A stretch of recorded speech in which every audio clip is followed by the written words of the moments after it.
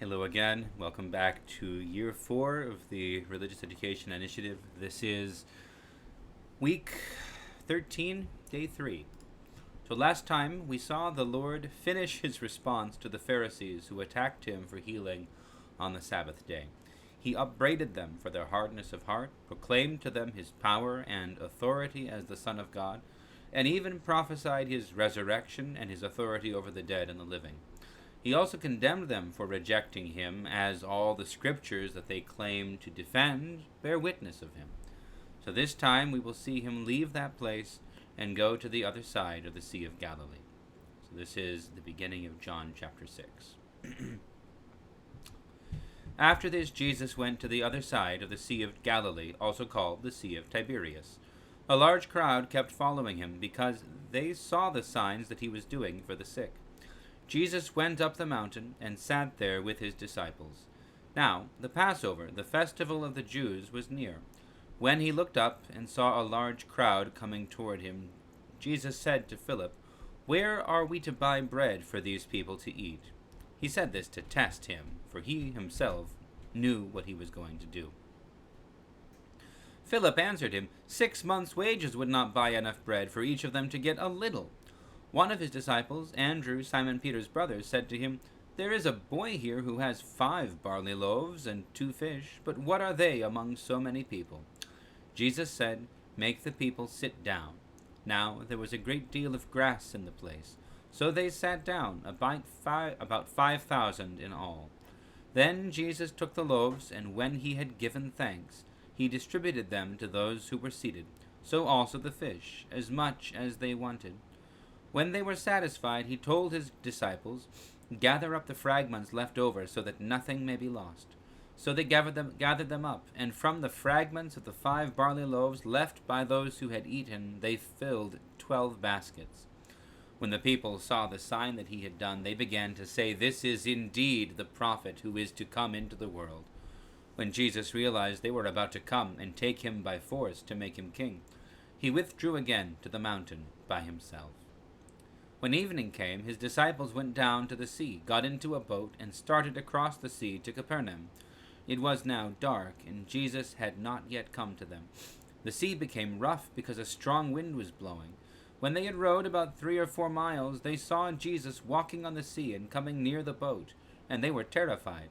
But he said to them, "It is I, do not be afraid." Then they wanted to take him into the boat, and immediately the boat reached the land toward which they were going. Okay, so we've seen this same narrative 3 times before in the last 3 years, in Mark's Gospel, Matthew's Gospel, and Luke's Gospel. So now we see John give us the feeding of the 5,000, and this is immediately after Jesus has been in Jerusalem for the whatever feast he was there for. I forget which it was. And has had his confrontation with the Pharisees after he healed the man at the feast of Bethesda, or rather at the pool of Bethesda. So, time-wise, we've gone through the winter and into the spring. I think it was the festival of booths, which I think is in the fall, at any rate. So now we've come to the spring. We're coming towards the time of the Passover.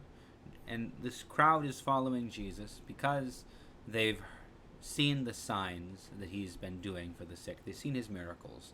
So, first of all, we're comparing the crowd here in Galilee with the Pharisees, who have seen the miracles just as much as this crowd has seen them. But the Pharisees do not believe, but the crowd does. So we already have a contrast established.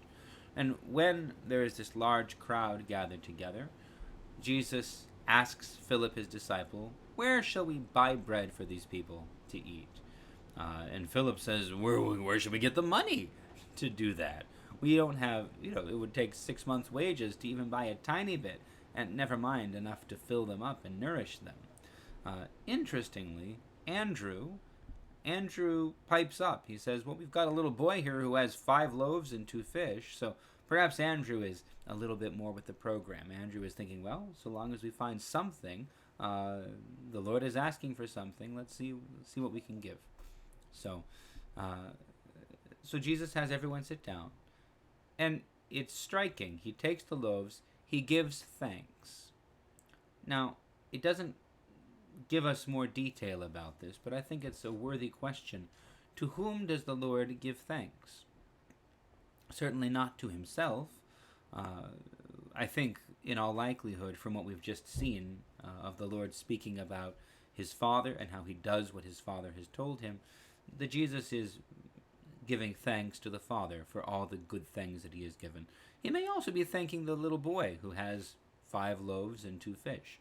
But I think we should understand Jesus is giving thanks to the Father, showing us his humility, his obedience, that he is the express image of the Father, not seizing power, but serving and obedient and active and present with us.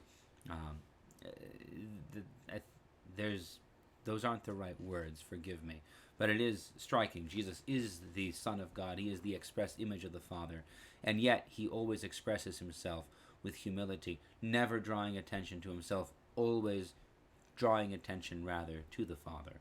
Because that is his role. He is the Son of the Father. He is the express image of the Father. He is the one who reveals the Father to us. So I think he gives thanks to the Father for the good gifts of the loaves and the fish.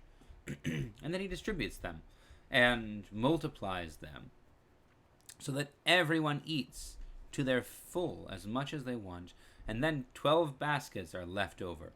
So the leaving of 12 baskets specifically is certainly significant. This is again calling to mind the 12 tribes of Israel, the 12 sons of Jacob.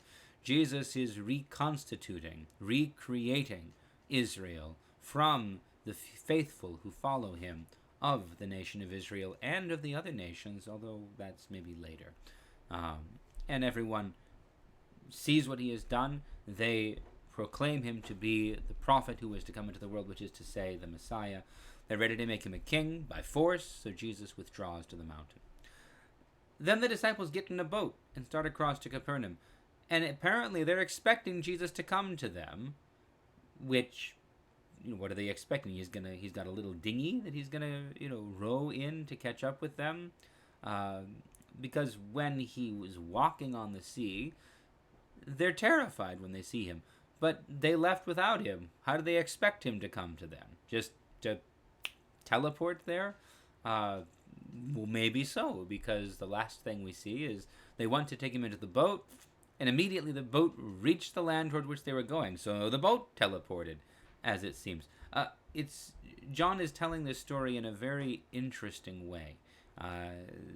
These are jarring, statements, almost as though they're intended to draw our attention to the obviousness of the miracle, and the terror that the disciples were in because normal rules aren't in operation. That's my best guess. John is sharing that state of mind, that we didn't know what was going to happen next. He told us to leave, so we left. He said he'd catch up. We didn't know how, but then we saw someone walking on the water, and our first reaction was to be afraid, even though we were expecting him. And then we thought, well, let's take him into the boat, and then we were immediately there. It was a very weird night. It was very strange. Nothing was normal, but nothing was ever normal with Jesus. He might go on. It seems here we are seeing the power of God revealed very clearly in the way that John tells this story. That's a guess. I'm not completely thrilled with it, but it's a thought. I'm curious. I'll look forward to hearing what any of you think about this passage as you read it. For now, God bless you all. Have a wonderful evening or day or whenever it is that you do the reading or listen to this, and I will see you, God willing, next week. God bless you.